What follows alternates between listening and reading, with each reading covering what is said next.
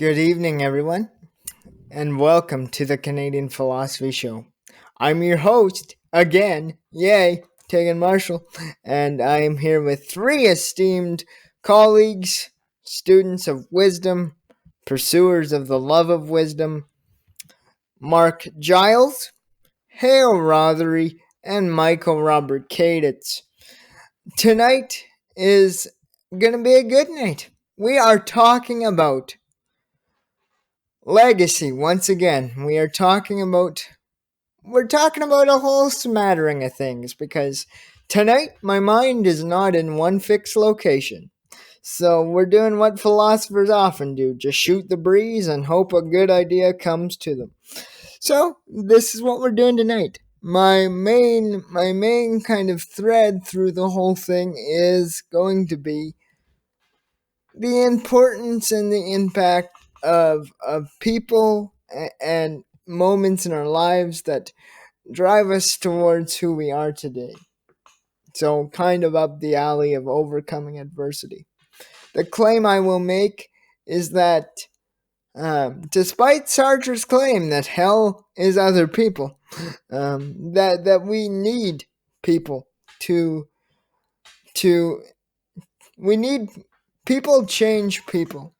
And what I mean by that is that the people who invest in us and we invest into ourselves, right? We can have a profound impact. And what I want to talk about is how that relates to existentialism and existential freedom. Right? Do other people fit into the idea of freedom, or is it other people that actually detract from the ability to be truly free? But before we get into that, I want to allow my co-hosts to introduce themselves real quick, starting with Michael Robert Caditz. Well, I am an alumnus of Vancouver University. I graduated a few years ago with a major in philosophy, and I'm continuing my development with regards to philosophy, taking more classes, helping out with this radio show, and hopefully I'll have another degree in philosophy down the road. Thanks, Mikey. Over to Hale Rothery. Hi there, I'm Hale Rothery. I'm a fourth-year philosophy student at Vancouver Island University. I'm really happy to be here, and I'm looking forward to a good conversation. It's going to be a good night. And over to Mr. Mark Giles. Hello. Thanks so much. Yeah. Well, I guess you just got my name, but yeah, I'm Mark Giles. I'm a philosophy student at Simon Fraser University, and yeah, I love being here and having these conversations with you guys. Thanks, Mark. And for those who don't know who this luxurious voice is, kidding. I am Tagen Marshall. I am also a Vancouver Island University student majoring in philosophy. And I am very glad to be here with you this evening. So with that, onward and upward and into the catacombs of our minds. So before we get into this discussion, debate, whatever we're going to have, what is the idea of freedom according to the existentialist movement? Freedom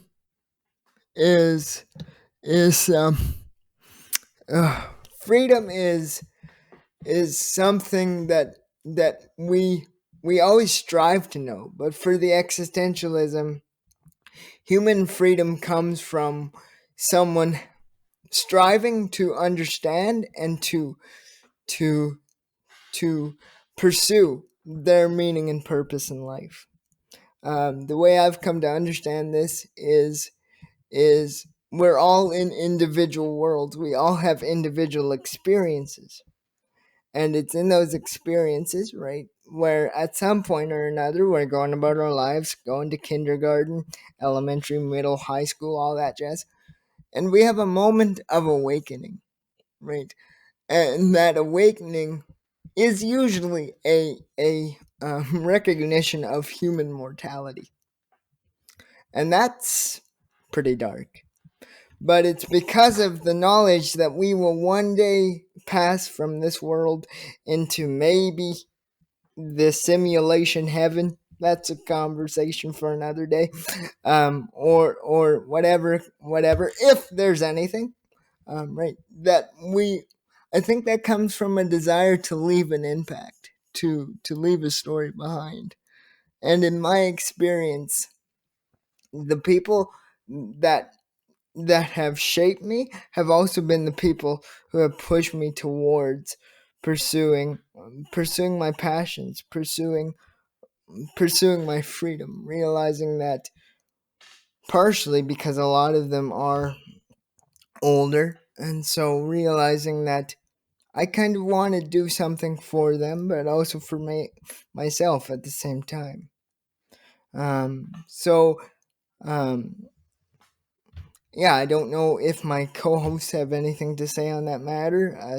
I apologize that I'm trying to get my thoughts in order as we go along, but hey, we live real here on the Canadian Philosophy Show.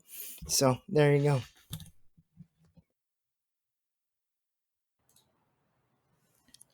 I wanted to elaborate on the word freedom from my point of view. So I think, as I understand existentialism, freedom derives from the fact that we as human beings are innately free, and nobody can take our freedom away, no matter what they do externally to try and constrain us. So whereas in a traditional view of freedom, it's sort of a external question. Do I live in a country that's free? Do I have anyone around me that's taking away my freedom? Am I do I live in a free economy, or certainly if I'm in jail, if I'm in prison, or if I'm conscripted into the army, then certainly I lose much of, if not all of, my freedom. But according to existentialism, as I understand it, that's not the case. Especially according to Sartre's view of existentialism, I am innately free, and no matter what constraints I find around me, even if I'm in prison, even if I'm conscripted into the army, I still am free in the existentialist sense. Now, I may have constraints as to my external behavior and that kind of thing, but I'm still innately free, and therefore responsible, if I'm going to live an authentic life, to find meaning in my life, no matter what the external constraints are.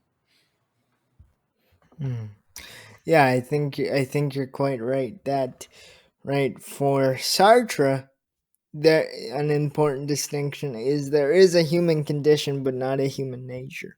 So it's not that we fell from goodness. It's not that we fell from freedom and now are restrained by sin, but it's the fact that we share a common human struggle, and that struggle is to find freedom. We're born free, but we're also born alone, and it's this: we're born alone, forlorn, and in despair.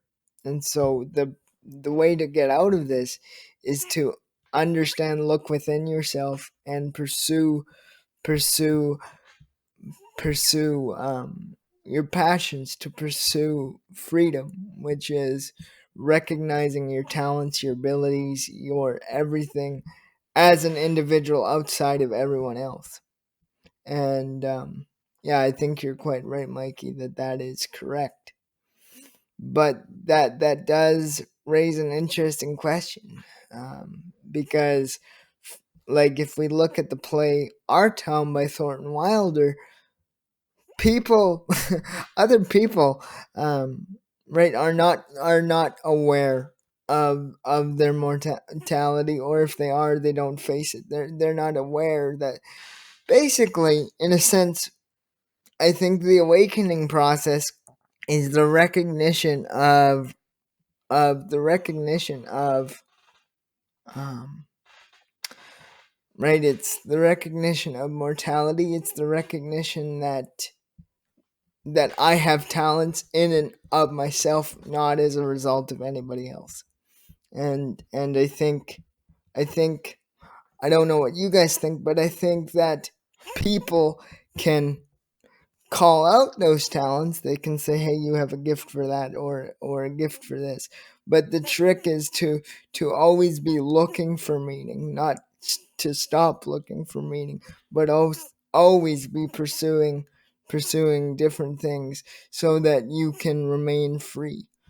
Because in our town, right, in Grover's Corners, it's a small town feel. Everyone knows everybody, and it is one of those things where, right, you have expectations, and to pursue freedom is to step out of what you're assigned to do and kind of pursue, right, to pursue meaning outside of anyone else.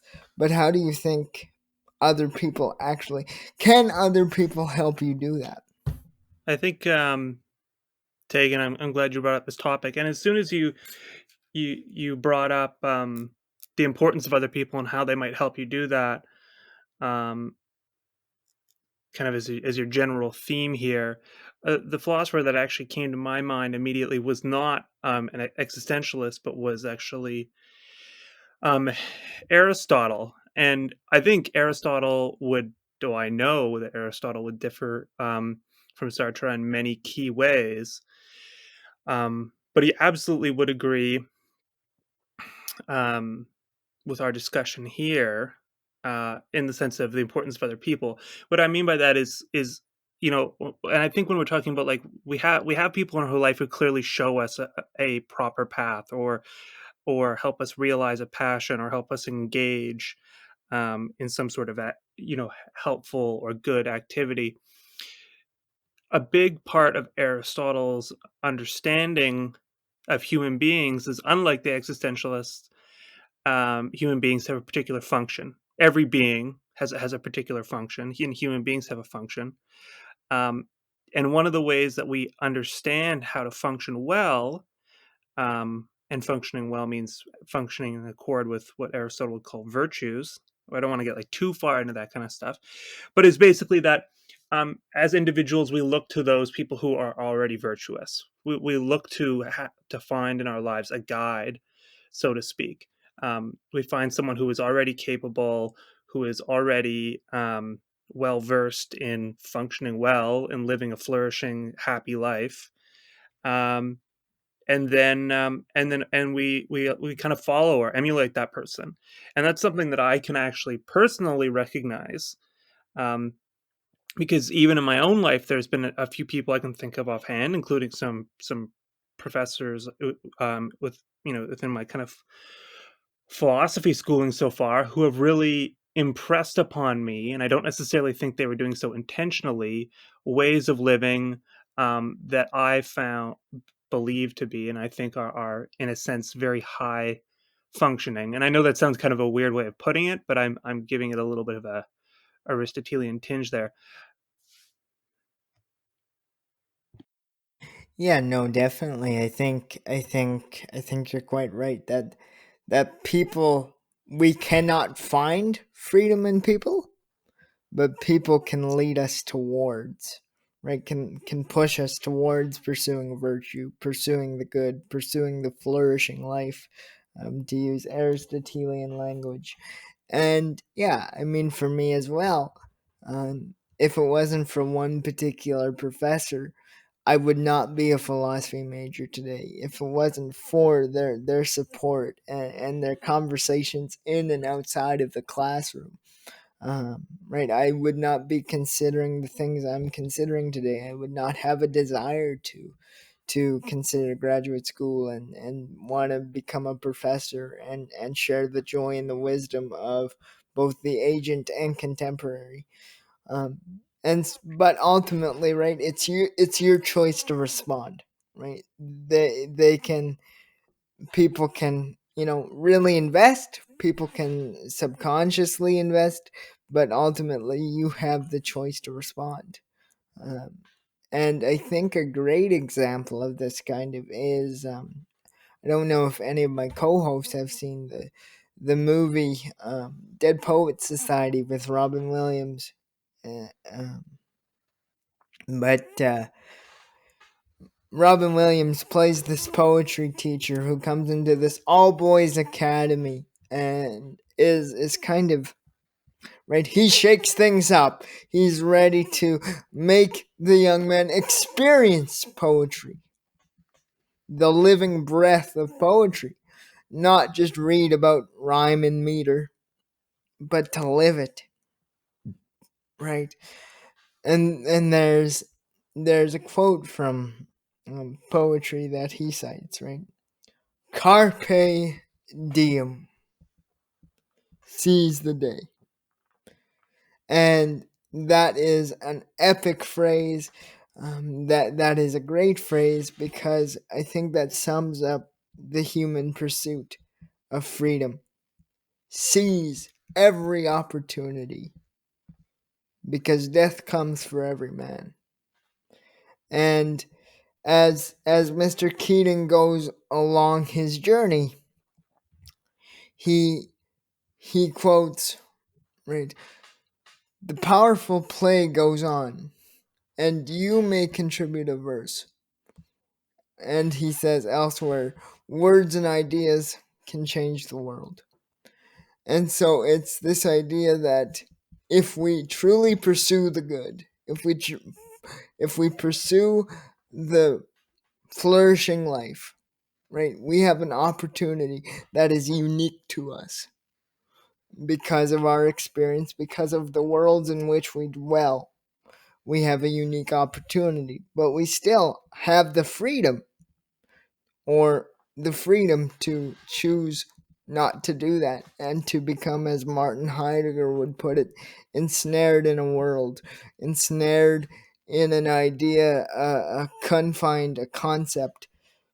But for those who are pursuing freedom, as Michael said, they are free regardless of their physical constraints because their mind is free. And that's a very Platonic idea that he discusses in the Phaedo.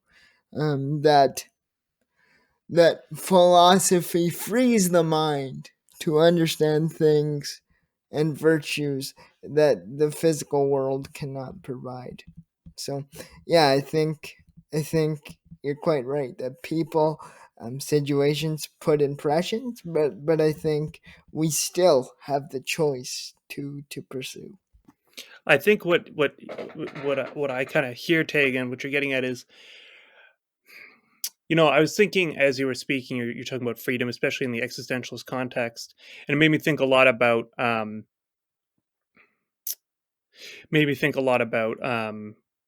Camus, and particularly the myth of Sisyphus. And for our listeners who aren't aware of that myth and Camus' famous work writing about that myth, the myth is essentially that Sisyphus is condemned by the Greek gods to roll a boulder up a hill, and then as soon as he reaches the top with the boulder rolls back down, and he has to repeat this endless, pointless task for eternity. The kind of existentialist notion, as I take it from this, is that a life is ultimately absurd to some major degree, but Camus asks us to imagine that even though Sisyphus is doing this seemingly pointless task, he can orient himself in such a way that he finds meaning in his life. As Camus says, we must imagine Sisyphus is happy, and as he walks down the hill, he embraces his freedom, he embraces this pointless thing that he's been set to do, and in that way he sort of breaks the chains of this being any kind of punishment, or some sort of like forlornness for the whole thing. However, and this too, I think is in some ways is kind of related to, I actually think, a little bit of a Stoic notion of freedom and a Stoic notion of happiness, which is highly internalized.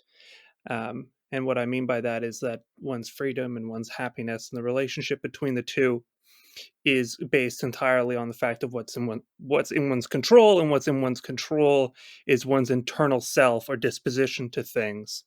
And if one can limit oneself to only having essentially feelings about the internal, then one can never be negatively affected by the external, right?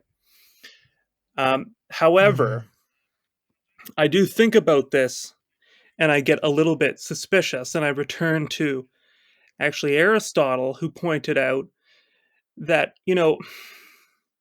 that kind of thinking and line of thought is all fine and dandy. He didn't put it like that, by the way. I don't think he ever used the phrase dandy. This is modern Aristotle This here. is Hale's very Fine and dandy. Yeah. Yeah. But he asks us to imagine. He says, "Look, external circumstances do matter. They do matter to how one is going to think and how one is going to feel, and how if one is going to be able to happy, and what kind of freedom someone is going to have." And Aristotle himself points out that we could take the most virtuous person who's lived the most virtuous life, who's had been incredibly successful, and if you take his family and you murder them in front of him, and you burn his village down, and you torture him, nobody is going to want to call that person happy, right? That's just a ridiculous notion. And so I do think that there's an element towards our freedom, towards our happiness, which does have a certain degree of luck to it, a certain degree of circumstance. There are things outside of our control that do have an incredible impact on the kind of people we are able to be. In theory, like, I think the Stoic notion, I would even call it the kind of existentialist Camus notion of happiness, that it's, you can find it in yourself at any place at any time, like, maybe, but I'm always I'm always suspicious that that's actually not the case in real circumstances. Yeah. And I think, and I think this raises a question of, is there a difference between happiness and contentment? Because you can be happy, right, for a short time, but I think you can be content for a longer period. Yeah, oh, sorry. Well, I think it's a very like Nietzschean idea almost that, instead of preparing yourself, for when, life inevitably, doesn't go your way, so that you can deal with it. How about instead you better your external circumstances and strive towards that, rather than perhaps giving up, I guess, on life and your what you would value and become an east. Yeah. Yeah, it's and it's one of those things where, right, freedom is an intellectual decision. It's not just a fact that you're free to do something, right? It's an intellectual decision that you choose to be free, right? There's a song I listen to sometimes where it talks about a caged bird, right?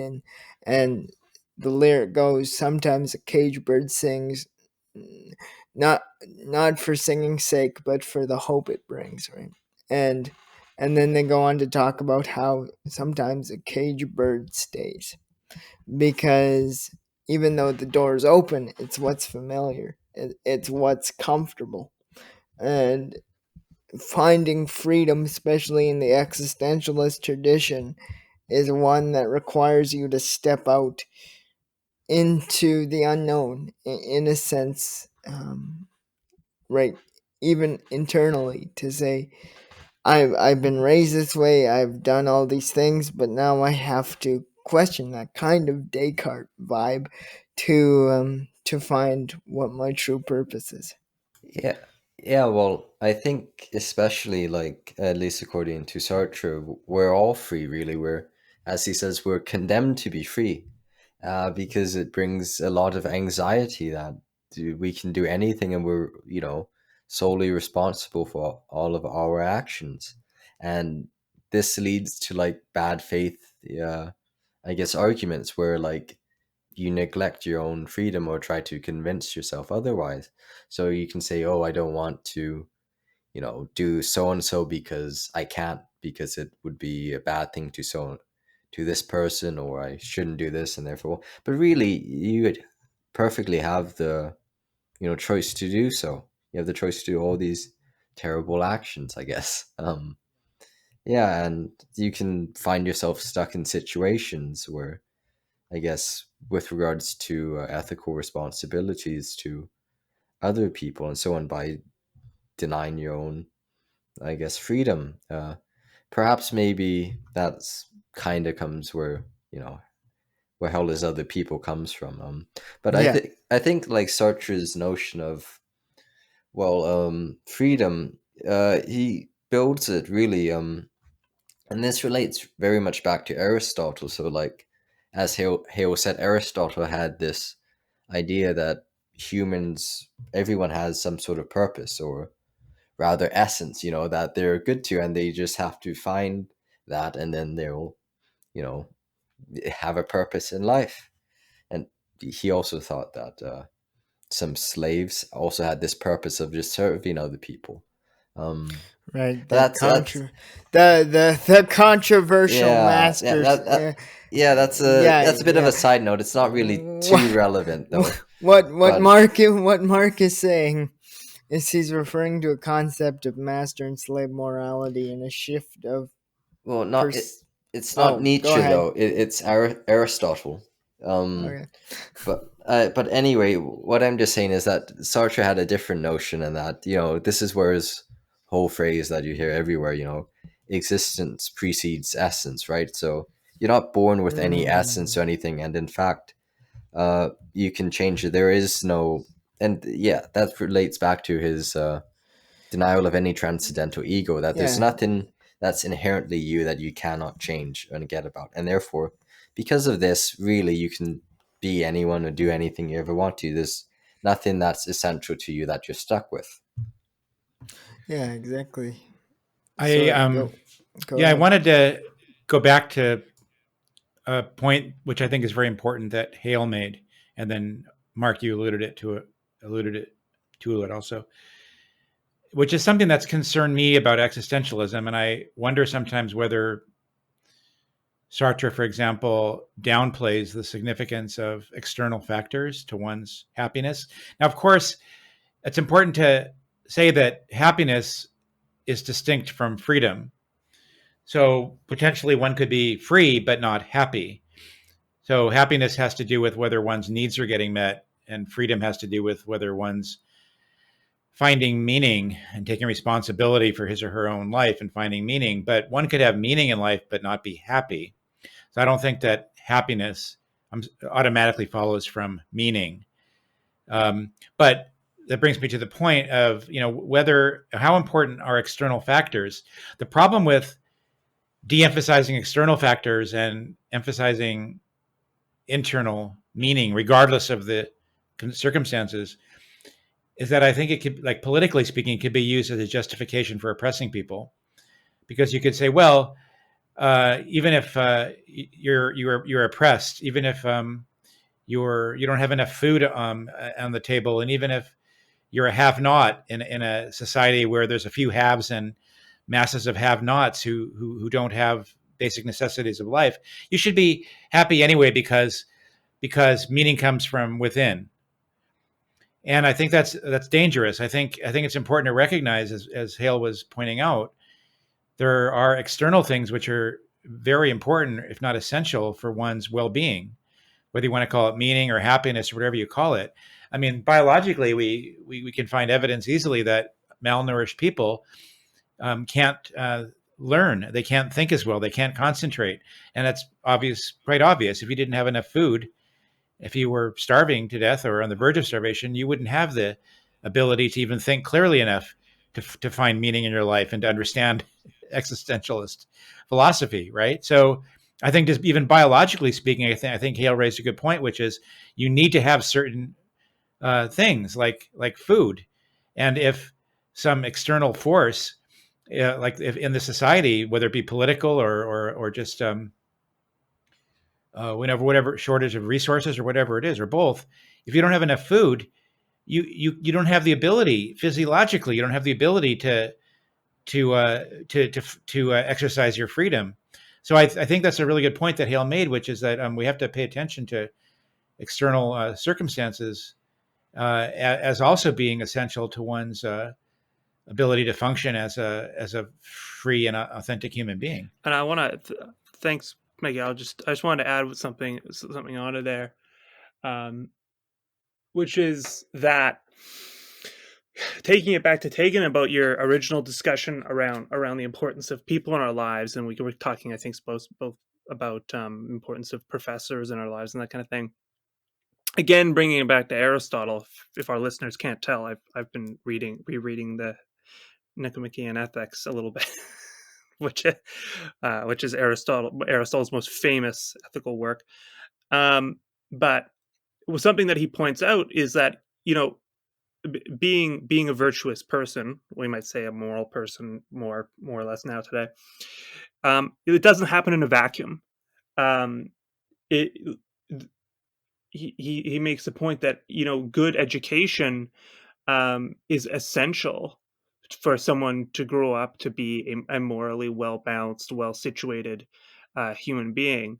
And if someone doesn't get that education, if they are not quote unquote brought up well, whatever we want that to decide to mean, then they're going to have a very chaotic, or what he might call a vicious character, or an incontinent character. To be a little less extreme. And so I think that highlights the point that people, at least on the Aristotelian side of things, the kind of people that we're brought up to it with, the kind of community that we're thrown into, has a huge impact on the kind of people that we will be able to be or not be. And this has a deep effect too, I think, at least Aristotle would say, on someone to be able to be happy. And I do want to say, just enough, that for our listeners, when we say happy, I don't think any of us necessarily mean a particular cognitive or psychological state at any one time. I think we probably mean more. I don't want to speak for the rest of my co-hosts, but I suspect usually when philosophers talk about happiness, they don't talk about someone living a successful life, a flourishing life, about someone being, as Tagen also pointed out, content over time. So yeah, I just wanted to make that clear. All right, thank you, Hale. And I want to jump in here and just say that you are listening to the Canadian Philosophy Show. I'm your host, Tagen Marshall, and we are broadcast on both CHLY on in Nanaimo and CJSF. And thanks to SFU for doing that as well. For those who are just joining us, we're talking about existentialism philosophy and the role that other people play in that, and how that forms and shapes us. It's been an interesting conversation. And so we jump back into it. So I would say, Hale, that yeah, you brought up good points, Mikey. You brought up good points, Mark. You brought up good points. The one thing that I'm thinking of, right, as we talk about the importance of external factors, is right. A show we did a while ago on Abraham Maslow's hierarchy of being, right? The idea that if the basic needs of the hierarchy aren't met, like shelter, safety, food, stuff like that, you cannot move up the ladder to belonging and actualize potential, right? Because you're struggling to have those basic needs met.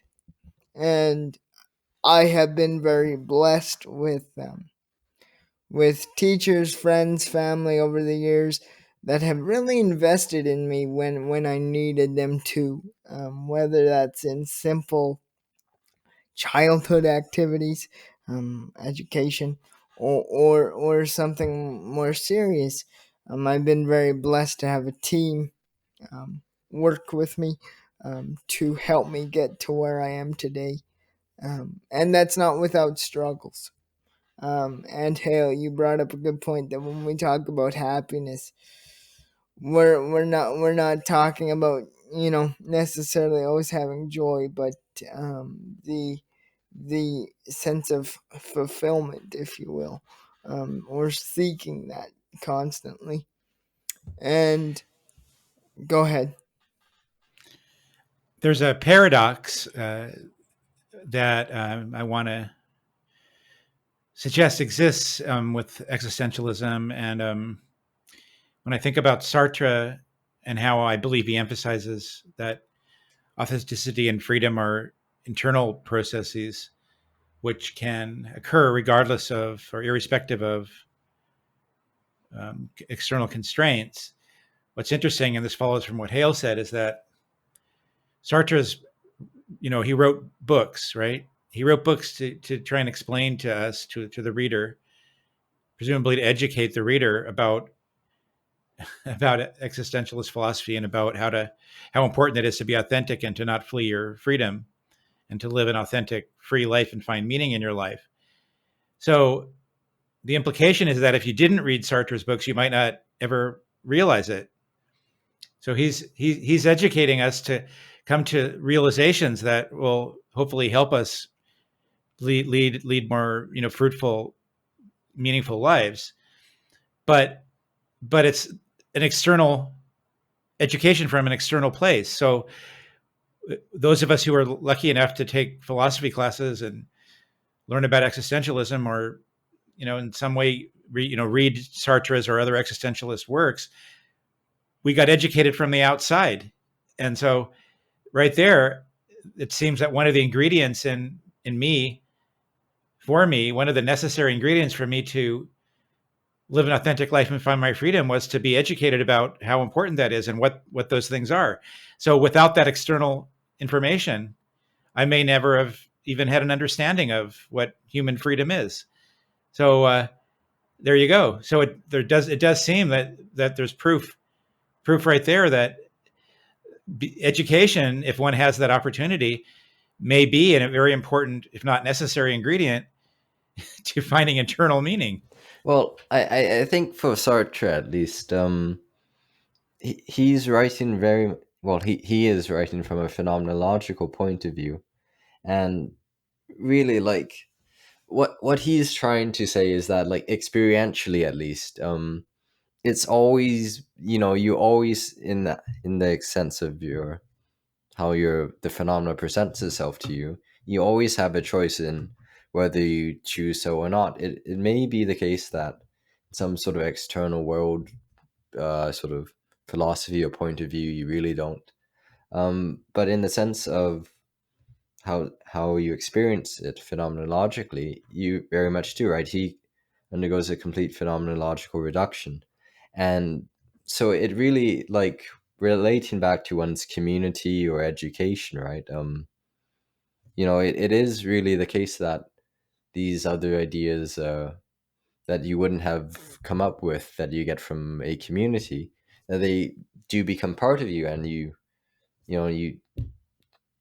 follow them, but only because you phenomenologically choose them, because you always have that choice that you experience. And with the case of one's own freedom, even if you hadn't read Sartre's book on phenomenology, at least I would argue that uh, you still would experience free choice in the same way. Maybe not like in the same conscious way, but like we all, experience free choice whether or not we've read Sartre's books on freedom. Yeah, I that's sort of, yeah. I think Sartre is trying to do something very different. I want to say, Mark, that kind of explaining the difference. What both of the conversation, what you brought up, Mikey, and what Mark you're saying that too. It kind of reminds me a little bit of a different pseudo existentialist, although he definitely would not like that title. Heidegger, who we've brought up many times, who absolutely, within the phenomenological experience, absolutely does bring up the notion of what he calls being with others as being essential to the human being, to all of us. And what I mean by that is that, and in the way in which we exist and experience existence, we are all, any sort of meaning or activity that we engage in is always referencing out to other people. And it's very construction. Other people, in some sense or another, are essential. And so I think this is a little bit different. The reason I bring this up is because I think this is a little bit different. It's criticism that's been leveled against Sartre a few times, and I'm certainly better than other people, by past people than what I'll do here, but that essentially that Sartre, whereas Heidegger and some other phenomenologists focus on the fact that human beings are, immersed in a world, in a context, and that is inclusive of other people, Sartre seems to return to a sort of pseudo-Cartesian position wherein the subject is this internal thing, and that's really all that is pertinent to the subject. And obviously the subject is in some world, but there's a kind of separation between the two, a sort of dualism. And I think we've talked about that before on the show, but I wanted to bring that up and release that kind of into the conversation. Well, as to whether or to what extent other people are necessary in finding one's own meaning in life, I would say this, that I think it would be impossible to have meaning, at least in the sense that we understand it, without other people. Like, think about how you might find meaning. So maybe I'm going to find meaning by studying philosophy. I'm going to have meaning by getting a degree. I'm going to find meaning in my life by being a co-host on a philosophy show. You're just pointing out all the things I've been trying so far. And that I've been trying, and that I think all of us each of us here has been trying. So I'm going to suggest that all of these things are defined by society. If I had no education, if I grew up in isolation, I wouldn't know about any subject called philosophy. I certainly wouldn't know about any radio shows. I wouldn't even have a language to speak. So everything that we do, I mean, that we're wearing certain clothes. We're behaving in a certain way. We bought certain equipment so we could sit down and do this radio show. None of these things would exist for us if we didn't have a community, if we weren't part of a society, and if these things weren't defined for us. The example we learned about category mistakes. So someone's giving another guy a tour of the university, and he shows him, this building and that building and that building, and then the student union building, and then the social sciences building, and then the guy getting the tour says, "Oh, that's great, but where's the university?" Well, the university is a social concept. It's what John Searle calls institutional reality. Institutional reality is ontologically subjective. It's made up by people and societies. So many of the things that you and I are involved with, all the things I mentioned, are all part of institutional reality. And the institutional reality requires human beings, and not just one human being. It requires a society of human beings. So I don't even think it would be impossible. I don't think it would be possible. I don't think it would be possible for any of us to find meaning, or at least not meaning in the sense we know it, if it weren't for being part of a community of other people. I mean, maybe we would find meaning in, I don't know, maybe we'd have sensations and that kind of thing. But I think it's debatable whether a human can even exist in isolation, whether a human could even live without dying, right? If born in isolation and continued isolation. I mean, there's always the example of feral children. But, I mean, at least they had the wolves. I mean, yeah, but I think it raises an interesting question, because what's your definition of human? And now we're getting on another topic altogether. But I guess what I would ask in response is, what about love? Because I mean that is that isn't never a dull moment here on radio.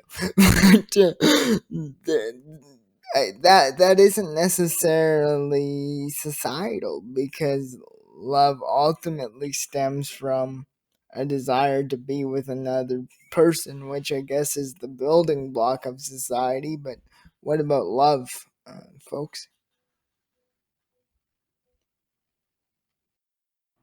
Well, there's a very interesting theory. I wasn't prepared with the book to show you, but I learned in a sociology class years ago, that although we think love is magical and we think love is without rational explanation, actually sociologists have studied love. They've studied relationships. There's been some research done on marriage, and it turns out that who falls in love with who gets married to who, is quite predictable. It's quite predictable based on certain criteria, especially economic criteria. So my answer is that it's possible that although we think love is blind, that actually love may turn out to be, if some research is correct, love may turn out to be an illusion where it's actually like economic alliances that people are seeking. Oh, there you go. And the magic of love just died right there, folks. Keep dreaming, I guess. But yeah, that's, I would say that's a sad theory, but that's a theory. But then again, I am a hopeless romantic at heart, so what can you do? Yeah, no, I think it is amazing to see how society does shape us, how relationships shape us.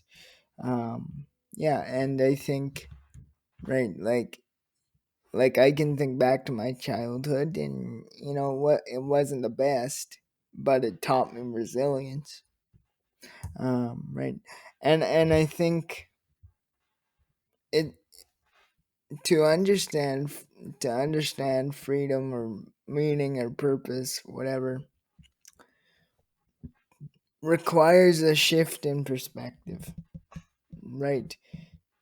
To go from to go, I guess in a sense it's to go from being absorbed to being able to step back a little bit and see, as the analogy of the ever existing pushing a boulder up the hill, right? It's a shift in perspective. But I think my co-hosts are correct that and Heidegger would agree with this. You can't discover who Dasein is, or what Dasein is, being, ultimate being, without first finding your place in the they, finding your place in the group, finding your place in society. Because it's society that actually prepares you to have that thought one day, oh crap, I've actually done this, and now I need to find a deeper purpose. So I think, right, I think that people, as much as we often talk about the individual existential journey, that people are key in forming those tendencies within us. So in the quest for meaning in our lives, you mentioned something important. I wanted to acknowledge it, Tagen, which is the way that many people find meaning, or one way, is through legacy, through trying to pursue their lives in such a way that they leave or they expect to leave a legacy which is significant in some way. And so I wanted to talk about that a little bit. But before we do, I wanted to say that that's another paradox. So I think of legacy as being similar in some ways to buying life insurance, which is you pay money, and there's meaning and importance in taking out a life insurance policy, but actually you're going to be dead at the time that it benefits anybody, right? And the payout's going to come after you're already dead. Now, according to one of our renowned philosophers, Wittgenstein, death is not part of life, which I take to mean that when you're dead, there's nothing. There's nothing. It's not like a different phase of life. I mean, it's over. So here's the paradox. Like, why would it matter? Why would it matter to you what happens when you're dead, when nothing matters to you? And so, like, why would you expend any kind of energy or expense in your life to prepare for something that happens after you're dead, and nothing matters to you? And the only thing I can think of is that you're actually doing it for when you're alive. So legacy, although ostensibly it's designed to be something that you leave behind, some story that you leave behind after you're dead, is actually, the purpose of legacy is actually while you're alive. And likewise, the purpose of paying life insurance premiums is actually to make you happier, or meet some purpose or fulfill some meaning while you're alive, even though you say, oh, it's so after I'm dead, some XYZ happens. And the same thing with legacy. So after I'm dead, XYZ will happen. People will think of me and think of what I accomplished. But actually, the real purpose of legacy is to find meaning while you're alive. I want to bring up, Mikey, I'm glad you brought that up, because I want to bring up a kind of a different way of thinking about that, because it's an interesting point. Like what sort of impact does legacy have after, one has passed away? If legacy is based upon one's passing. And my response, unsurprisingly for today, is from Aristotle, clearly. And he actually tackled this problem quite seriously. And he said, to the best of my knowledge, that in fact, dead people can be happy or unhappy, which sounds really weird. And I think that, first of all, we need to take a little step back. And again, when he says happiness,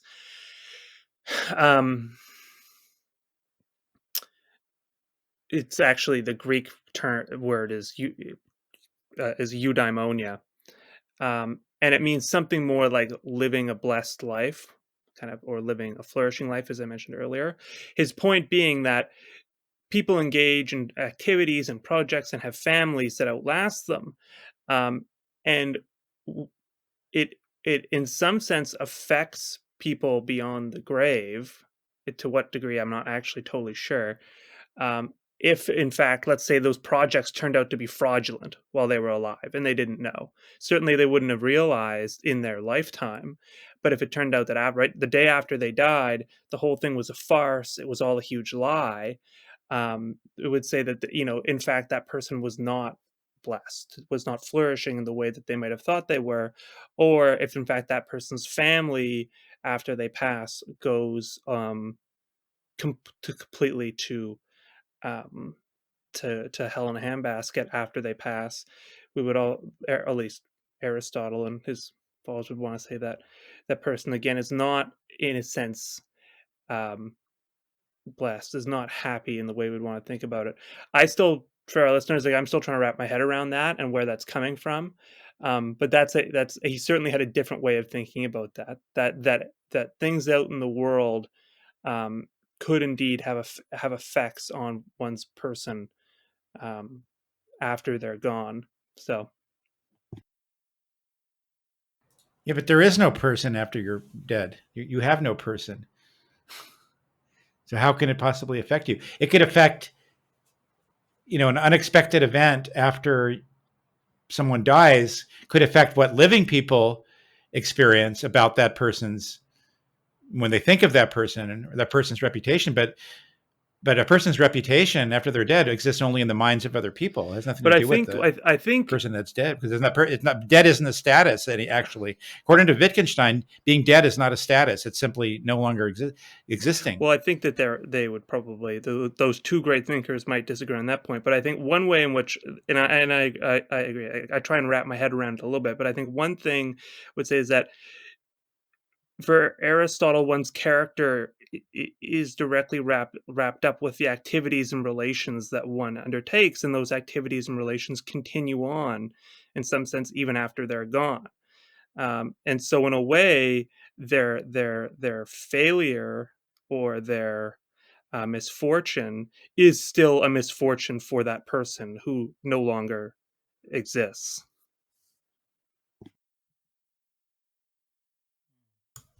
Yeah, I think maybe it's sort of like this idea of okay, well, if they were alive, then they would, disapprove of this and be unhappy about so and so. And that fact, is true whether or not that person is alive.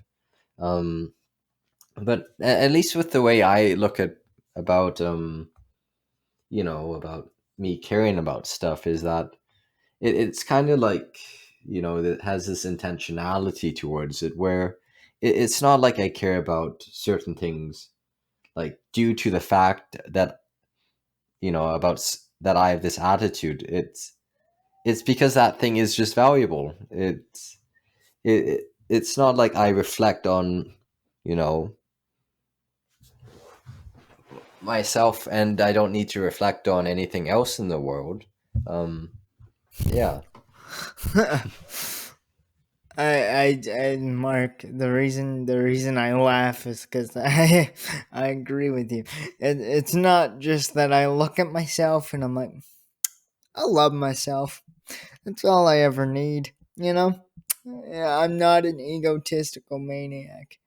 I think the concept of legacy, um, like for me, the concept of legacy, not just for me, um, comes out of the day I lost my great grandmother in 2014. Uh, she she um, she was a wonderful person, very caring grandma. Go grandmas! Shout out to grandmas, and and it was sobering for me because growing up, she was kind of my rock. She was kind of the person. You got a problem? You're calling grandma. You had a good day. You're celebrating with grandma. Whatever it is. Right? And when she was gone, I realized, probably not at that point, but as I talk about it now, that I was like, oh, somebody's got to remember, you know, um, and and it seems that, right, you can make the argument, what does it matter, because it doesn't affect, it doesn't affect the person who's passed on, but it kind of does, because as Hale was saying, right, there can be an event after death, and the image of that person can be forever tarnished, right? And so I think the idea of legacy is for those left behind, right? Or not even for those. It's created by those. It's brought forward by those because they see value in those relationships. And I think there's merit in seeing value and celebrating that value. So, Tagen, before you were born, did anything matter? Like before you were born, is there anything that, like in anticipation of your birth, did did anything matter with respect to you? Is it just, I mean, you weren't did you exist as an unborn person before you were born? Were you an unborn person waiting to be born? Well, I think it's different though, because once you're dead, there was a you, right? But before you're born, there never was a you, or perhaps there never was going to be a you because you hadn't been born yet; it hadn't been decided. But there was, right. What? Because if what Mikey says is true, well, then why do we prepare for babies? We don't know who they are, but because we already have an attachment to them, a desire to care for them, we prepare, we paint the nursery, we put up the crib and stuff like that. So obviously there's an anticipation that stuff matters. Yeah, but that's only when you're alive. I think that I think when you're dead, it's exactly the same as before you were born. It's like it's nothing. But you since the Big Bang, we haven't been alive except for the last 20, 30, 40, 50 years, right? So yeah, what's the difference? What I'm trying to support here is that before a child is born, although they're not out in the world, they matter. So we prepare, just as after death they matter. So we bury bodies, we cremate bodies, we respect those things because that still is a part of that person. And we're getting no, it's not a part of that person. It's a part of the people that are living, who have a memory of that person, but it's not a part of that person. That person doesn't exist anymore. Well, that's my argument. I think, and you hear this a lot, right? About people living through others, right? How my grandfather, who died before I was born, he played chess a lot, and he taught my mother, who then taught me subsequently.